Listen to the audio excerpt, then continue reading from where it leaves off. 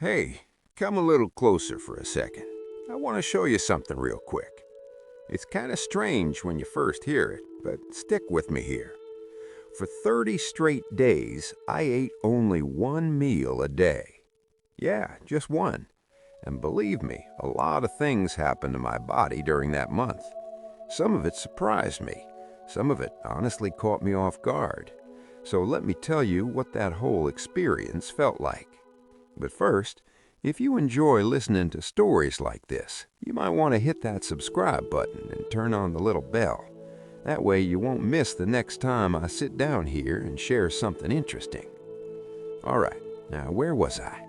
Oh yeah, food. See, most of us grow up believing there's a certain way you're supposed to eat. Breakfast in the morning, lunch around the middle of the day, and dinner in the evening. 3 proper meals. That's the routine most people follow. And depending on how big those meals are, folks usually sneak in a snack or two between them. I know I used to. Late night chips, cookies, sometimes those spicy snacks that burn your tongue a little, but somehow you keep eating them anyway. Yeah, those were my weakness. And normally the body runs on a pretty predictable rhythm. After you eat, your stomach works for a few hours digesting, and maybe 4 hours later, your belly starts making those loud growling noises. You know the ones, those embarrassing sounds that seem to happen right when the room gets quiet. Almost like your stomach is yelling, "Hey buddy, time to eat again."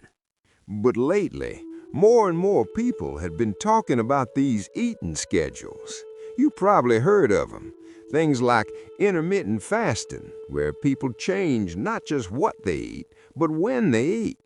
And that got me thinking, what would actually happen if someone changed the timing of meals completely? What if instead of 3 meals, you only ate once a day? Would the body struggle? Would you feel exhausted? Would the weight start dropping off? Or maybe, just maybe, would you suddenly wake up looking like Ryan Reynolds? Yeah, that part was mostly wishful thinking. But curiosity is a funny thing. Once an idea gets stuck in your head, sometimes you just gotta try it. So, I started reading about something people call the 1 meal a day diet. And honestly, the name tells you everything you need to know. 1 meal, every day, that's it. No breakfast, no lunch, just one sitting where you eat. And the funny part is, the rules aren't even that strict. You're not forced to eat special foods. You're not measuring every calorie. No complicated charts, no expensive ingredients. During that 1 meal, you pretty much eat whatever you want and however much you want, as long as everything happens inside that one eating window. Now, before I go too far into what happened to me over those 30 days, let me say something real quick. Every person's body works a little differently. What happened to me might not happen the same way for you. Some folks adapt easily, others struggle. So whenever someone decides to make a big change in how they eat, it's always smart to talk with a doctor first, just to make sure everything's safe. All right, with that said, let's talk about what it was actually like living on 1 meal a day. Because believe me, that month taught me a few things. Some good, some not so comfortable. And the first thing I noticed was actually kind of unexpected. Life got simpler. I didn't have to spend the whole day thinking about food anymore. No planning breakfast, no wondering what to grab for lunch, no counting calories on every little bite. When mealtime came around, I just sat down and ate. If I wanted fries, I ate fries. If pasta sounded good, I made pasta. Simple as that. And honestly, that part felt pretty freeing. So, like I was saying, living on 1 meal a day did make life a little simpler in some ways, but that doesn't mean you can just sit down and eat like a wild animal when that 1 meal finally shows up. I learned that pretty quick. See, if the goal is dropping a few pounds, you still have to keep some common sense. Stuffing yourself until you feel sick isn't doing your body any favors, trust me on that. So when my mealtime came around, I tried to eat a normal amount, not tiny, not ridiculous, just enough to feel satisfied. And over the weeks, something interesting started happening. My appetite slowly changed. That was one of my biggest worries at the beginning. I kept thinking, man, I'm gonna feel starving all day long. I pictured myself sitting there, miserable, stomach screaming for food every couple hours. But that's not exactly what happened. After a few days, my body started adjusting. The hunger wasn't nearly as intense as I expected. It's almost like the body learns the new schedule. After about 4 or 5 days, those constant cravings started fading, and when my meal finally came, I felt full a lot faster than before. It was almost like my stomach had gotten used to needing less. Maybe it shrank a little, who knows? All I know is one plate of food suddenly felt like plenty. Now, that was the good side of the story, but I'm not going to pretend everything felt amazing. There were definitely a few rough patches, especially right at the beginning. The first couple days, my stomach was not happy with me. Those hunger signals I mentioned earlier, they showed up loud and clear. It started with the usual rumbling, but sometimes it turned into sharp little cramps. Not unbearable, but definitely uncomfortable, like your stomach is tapping you on the shoulder saying, "Hey, you forgot something important today." Those first days required a bit of patience. What helped me the most was drinking plenty of water. Seriously, a big glass of water sometimes quieted the hunger long enough to get through the next hour. And day by day, those hunger waves started showing up less often until eventually they almost disappeared. But there was another challenge too, energy. Because when you switch from several meals to just one, your calorie intake usually drops quite a bit. And calories, well, they're basically fuel for the body. Without enough fuel, you feel it. That first week, I'm not going to lie, I felt pretty sluggish. Some afternoons, I just wanted to sink into the couch, turn on a show, and stay there all day. My body felt slow, kind of heavy, like someone had turned down the power switch. Part of that was probably because I wasn't snacking on sugary stuff anymore. Before this experiment, I used to grab little sweet snacks here and there. Cookies, candy, things like that.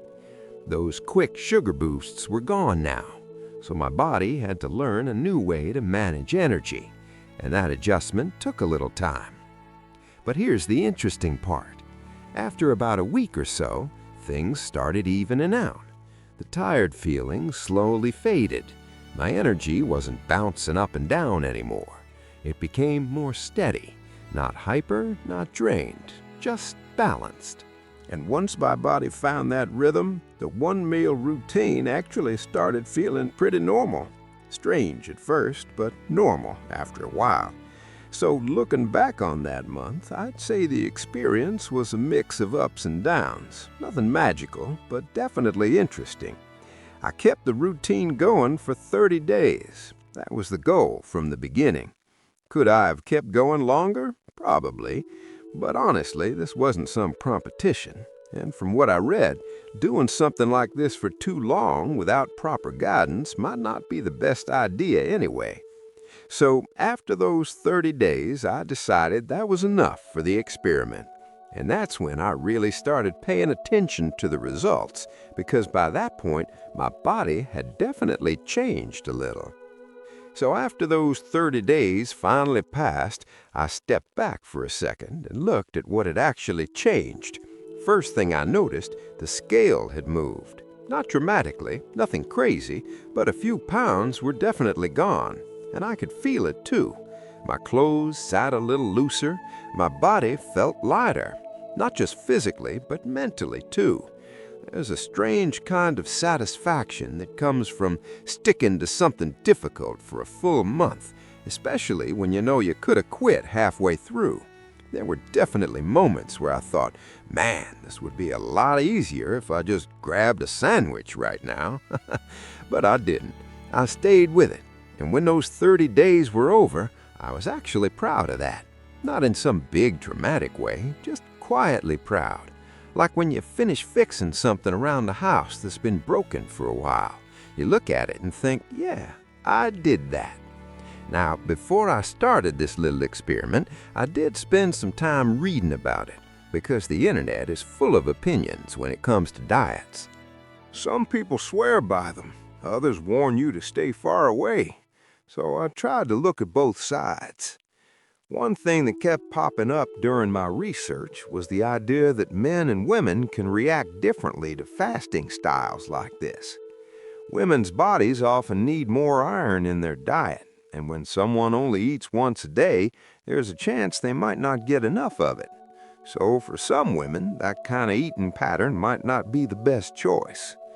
That's one of those reasons doctors always say, talk to a professional before you make big changes. Another thing I came across was a study done back in 2017. It was carried out by researchers at the University of Saskatchewan. And I'll be honest with you, I kind of enjoy saying that word, Saskatchewan. Rolls off the tongue in a funny way. Anyway, the researchers found something interesting. In certain cases, a one-meal-a-day style of eating helped people dealing with type 2 diabetes, mainly because losing weight can help lower blood sugar levels. But here's the tricky part. Other medical sources say people with diabetes should be careful with fasting because blood sugar needs to stay balanced, and long gaps between meals can sometimes make that harder to control. So again, it really depends on the individual person. There's no single rule that fits everyone. Some other research papers I looked at mentioned something else. When calorie intake goes down over time, some people experience improvements in heart health and even memory. There are also studies suggesting that people struggling with obesity might actually live longer when they maintain lower calorie intake. Now, did I personally experience all those dramatic health benefits? No, not really. I mean, it was only 30 days. I didn't suddenly wake up with a brand new heart and a genius memory. But what I can say is that the experience felt positive overall. My weight dropped a bit, my eating habits became simpler, and my body adjusted better than I expected. That doesn't mean it's perfect for everyone, far from it, but there are definitely plenty of people out there who stand by this way of eating, and for them, it works. As for me, well, I'm satisfied with the results I got. Did I end up with a body like Ryan Reynolds? Nope, he's still walking around using that one himself. But the body I've got now, I'm perfectly fine with it. So if someone out there is trying to drop a few pounds, or maybe just wants to experiment with their eating routine, this one meal a day idea might be something worth looking into. Carefully, responsibly, and preferably after having a quick chat with your doctor. Now, after talking about food for this long, I've got a question. Is anybody else suddenly thinking about lunch, or is that just me? All right, fair enough. If you've ever tried something like this, or if you're curious about it, go ahead and tell me what you think down in the comments. I'd genuinely like to hear your experience. And if you enjoyed listening to this little story, give the video a like, maybe share it with someone who might find it interesting. And don't forget to subscribe so you can catch the next one. Until then, take care of yourself and stay on the bright side of life.